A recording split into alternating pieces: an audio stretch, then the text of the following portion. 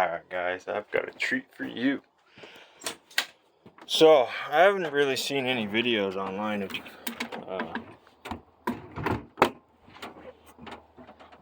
rotors. Well, I mean, I've seen a couple, but the distributor rotor is not spinning. So, it was getting sparked to the coil, or the distributor. Yeah, no, from the coil it was getting sparked. I got this Ford Explorer here. You don't see very many. It's f250. It's got a 400M in it, not that big. And I'm just using it for a work truck right now, so I don't want to do anything to it really. I just want to get it going. I had it going, and all of a sudden I was towing a car with it, and as soon as I got off the freeway, I drove 2 hours. I did a little before that, but I was towing a car, and then all of a sudden it died just before you get to my place, and I had to get a tow back to my place. But luckily it died as soon as I got off the freeway. And so I finally got to it, and yeah, I'm getting power to the coil, but not past the distributor. So I replaced the distributor. I noticed there was a little bit of chew marks on the teeth, on the gear on the bottom, because I pulled the distributor out. Because that was the only, I was expecting that gear to be chewed up, because most of the videos you see online show that gear just chewed up because they used a cast iron gear. I guess the machine metal, regular steel, are better. But I think it depends on your application too. But these cheap knockoff distributors here. So I pulled the distributor out. I put a brand new carburetor on it already, but I put a brand new distributor on it, and the rotor still is not spinning. So I'm like, what could it be? Well, I pulled everything apart because the only thing I could think of is that cam is not spinning. So pulled everything apart, and check this out. Have y'all ever seen that? Look at that. It just must have been a loose chain. It's an old engine. But yeah, that chain must be loose, because look at the gears are chewed off of it and everything.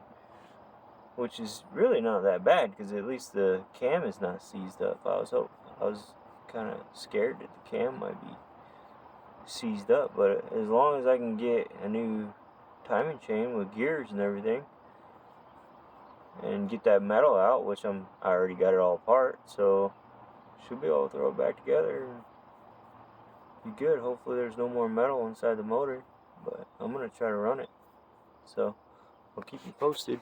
Anyway, I just wanted to show you, check your timing gear, and there's lots of videos on how to pull these apart. And you just, take everything off. I took the radiator off, the housing, and then the water pump. You had to get a puller to pull the harmonic balancer. So here's all the parts basically that I pulled off of there. And, I labeled hoses and wires and which direction your belts go and everything.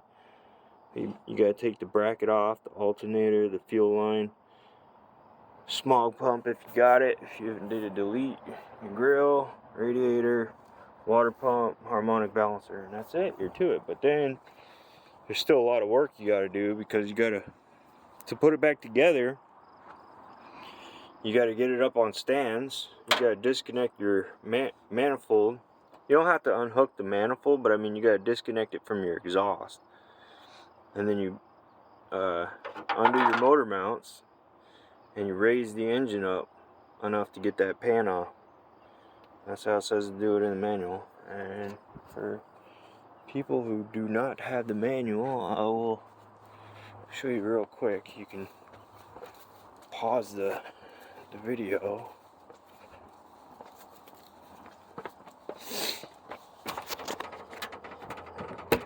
Alright.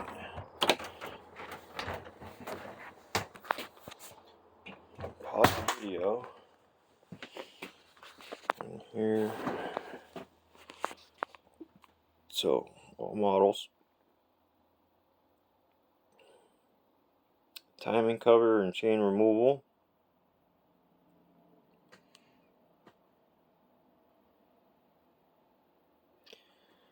And then that's how you line your timing up. Just line the two dots up.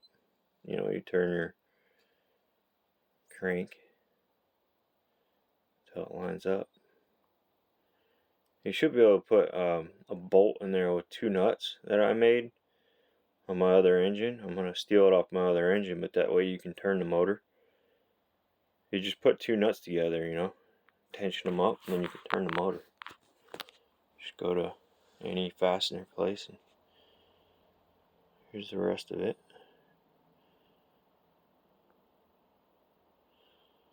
So that's, yeah, here's the taking it apart.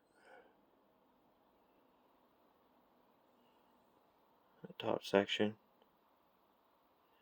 Here's the installation.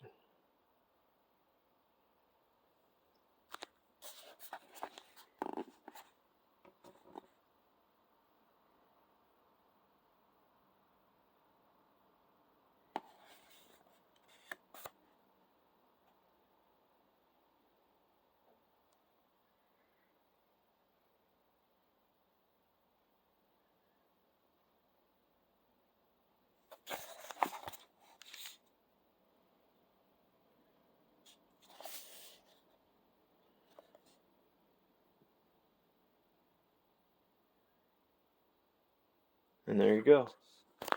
Alright, that's it, folks. Just wanted to let you know, pull your water pump off and check your gears if your rotor on your distributor is not spinning.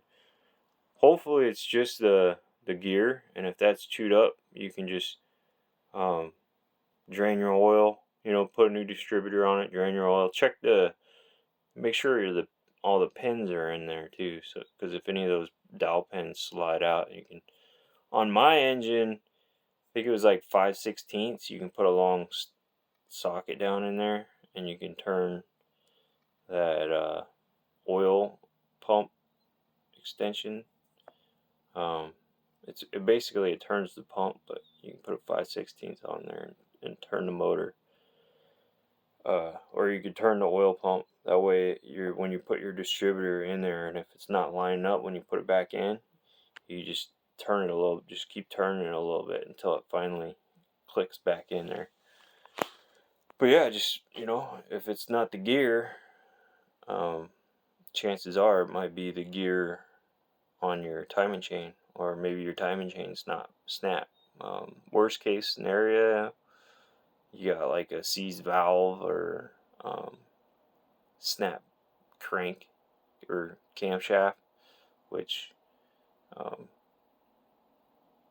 luckily for me it was just a timing chain. So hopefully I can get it back together and drain all the oil and everything. I might even have one of them timing chains laying around, so I'm not sure if the 5/8, because I got a 5/8 chain. Actually, I think I got two of them, but I got a 5/8 chain that I should be able to install in there. So, but I'll double check and make sure that's the right one.